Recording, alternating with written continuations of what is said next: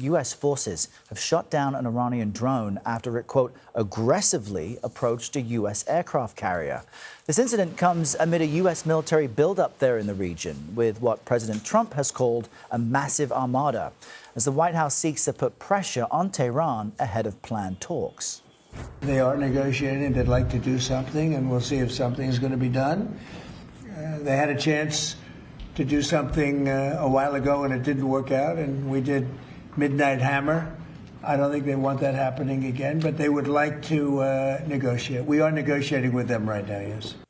CBS News foreign correspondent Ramy Inocencio connects with us from our London newsroom with more on this. Ramy, good morning. What more can you tell us about this incident and the larger climate it's happening in? Sure, Errol. Well, good morning. And actually, two incidents to speak of. One involving that drone and the USS Abraham Lincoln, the aircraft carrier, and then the other involving Iranian gunboats, a drone there, with a U.S.-flagged oil tanker. Now, with the Abraham Lincoln, an American F-35 Joint Strike Fighter was launched from the supercarrier. It shot down that drone. This happened in the Arabian Sea, and that drone was about 500 miles south already, off the coast of Iran, when it was shot down. U.S. Central Command said that the U.S. military was acting in self-defense there. And when you look at the bigger picture, the Abraham Lincoln really is the most obvious target because it's a centerpiece of American force projection in the region with these tensions simmering. Take a look on the right-hand side of your screen. These are other U.S. naval assets in the region. Guided missile destroyers, faster littoral ships for defense and offense if needed. And then with the second incident, just hours after that, two Iranian boats linked to Iran's Revolutionary Guard Corps tried to board a U.S.-flagged tanker. That tanker is called the Stena Imperative. And this happened in the Strait of Hormuz. This is a tight bottleneck for ships between the Arabian Sea and the Persian Gulf. Very tight. At its narrowest point, it's only about 21 miles across. Oman to the south, Iran just to the north. But a British security firm said that the ship never entered Iran's waters. CENTCOM said that it sent in a guided missile destroyer, the USS McFall, one of those that we saw just now, and escorted that tanker away. And Ramy, we alluded to potential talks between the U.S. and Iran. That would be significant. Where do things stand there? Sure. We've been talking about this the past couple of days. Talks are still a go, but there are new demands coming from Iran on a couple of things. One, to change where they're going to be held and what they're going to talk about. President Trump's envoy, Steve Witkoff, in the region, and Iran's Foreign Minister, Abbas Araghchi, they're supposed to be meeting in Istanbul, Turkey.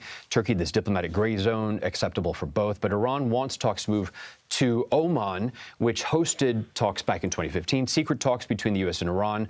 Iran also wants to limit the scopes of talks to just nuclear. And we talked about this yesterday, that the U.S. and Israel have been talking about wanting to include Iran's development of ballistic missiles, along with its support of proxies in the region. So there's still no outcome on whether that will move, whether the topic will change. But for now, Errol, talks are still set to happen this Friday. All right, Ramy, with all the latest for us from London. Ramy, thanks. CBS News national security correspondent Charlie D'Agata brings us more from Washington. U.S. military officials say an American F-35 fighter jet shot down a hostile Iranian Shahed drone in the Arabian Sea after it flew towards a U.S. aircraft carrier operating in the region. A dramatic escalation amid soaring tensions between the two countries. It was unmanned. It was acting aggressively towards our USS Lincoln, which we know that aircraft carrier is in the region at the direction of President Trump. The Abraham Lincoln aircraft carrier is the centerpiece of a dozen warships, including multiple guided missile destroyers and squadrons of fighter jets in the massive military buildup in the region. The Pentagon said one of those destroyers, in a second incident, came to the aid of a U.S.-flagged oil tanker that had been threatened by two Iranian boats and a drone. They are negotiating. They'd like to do something, and we'll see if something is going to be done. The military confrontations come amid threats by President Trump to attack Iran if the regime doesn't abandon its nuclear ambitions. And following a violent crackdown last month that left thousands of protesters dead. Iran's supreme leader, Ayatollah Ali Khamenei, has warned of a regional conflict if the U.S. bombs again as it did nearly 8 months ago. The White House confirmed Tuesday talks with Iran are still scheduled for later this week, led by Special Envoy Steve Witkoff, as the administration continues to push for diplomacy despite rising tensions in the region. Errol? All right, Charlie, in our D.C. bureau, thank you for that. CBS News senior White House correspondent Weijia Jiang joins us now for more on the dramatic escalation and tensions involved here. So, Weijia, the U.S. is planning to meet with Iran on Friday. How might these talks be complicated by this development?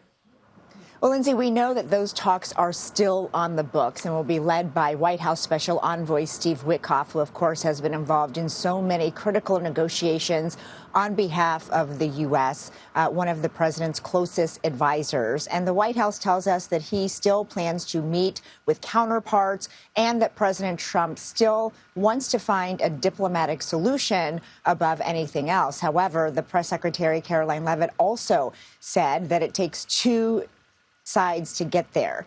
And so obviously the U.S. is going to want to see what this drone meant, why it was there in the first place, and that could certainly impact the negotiations as that conversation moves forward. Also notable, Lindsay, that she said even though diplomacy is the preferred off-ramp here, that the president does have all options on the table. And she brought up the strike that the U.S. carried out on Iran last year, and again made it clear that military options are still among those that the president could consider, even though at this point they are focused on diplomatic talks. Lindsay? And President Trump held a call with Chinese leader Xi Jinping this morning. What was the significance of the call? Well, they did talk about Iran, which is incredibly significant as the U.S. tries to alienate Iran in many ways. They recently announced severe sanctions on any countries that continues to do business with Iran. And of course, China and Iran work very closely in that regard. But the president and Xi Jinping also have a lot to talk about with regard to their own relationship between Beijing and the U.S., especially, Lindsay, because they are planning to meet, according to the White House, in April. So in addition to trade, they talked about Taiwan. The president said it was a wide-ranging phone call and said it was a positive one. He also mentioned that he thinks that he and Xi have realized it's really important to keep this relationship intact, and so it was a very positive readout that we got from President Trump. Notably, the Chinese also sent out a readout and did not mention the two leaders meeting in April, even though they have already talked about that commitment that it will be moving forward. Lindsay? Okay, Weijia Jiang, thank you.